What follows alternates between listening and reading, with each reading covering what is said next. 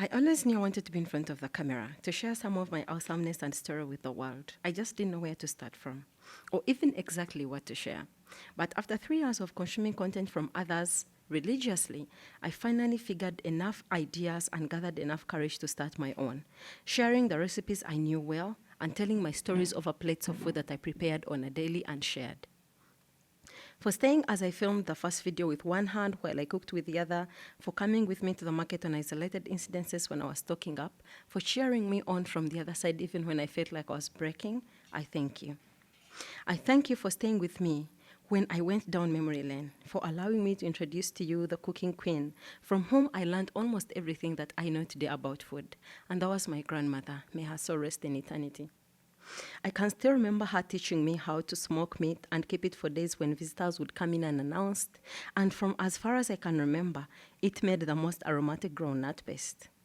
You have allowed me to take you back home, to my village, to the days when the ground was tilled under the July sun to prepare for planting of millet that would keep the families at bay throughout the year and sometimes be sold for some families' children's school fees.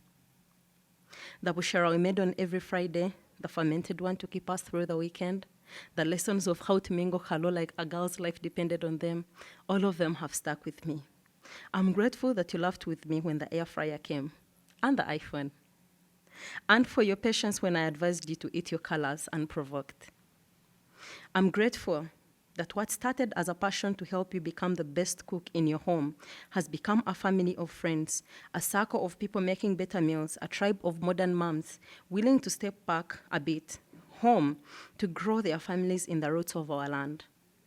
So I thank you again for understanding that Sunday is for supper, that breakfast isn't optional and lunch isn't a mindset, because you can always start from exactly where you are standing with whatever you have and make a meal for you and your loved ones.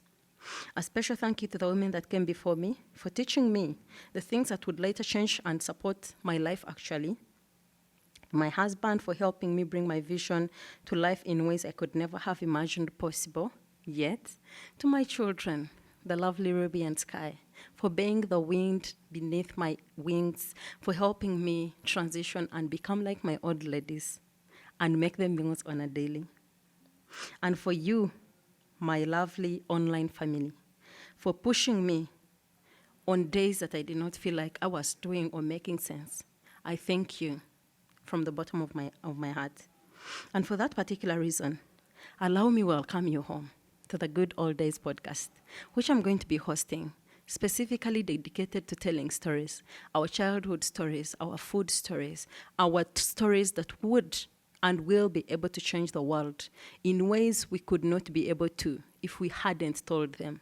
So we are filming these podcasts on a daily. If you're interested in telling your stories, you know where to find me, DM me. And yeah, we are already online, so please make sure to check us out and listen in. And if you relate, engage, share, comment, subscribe.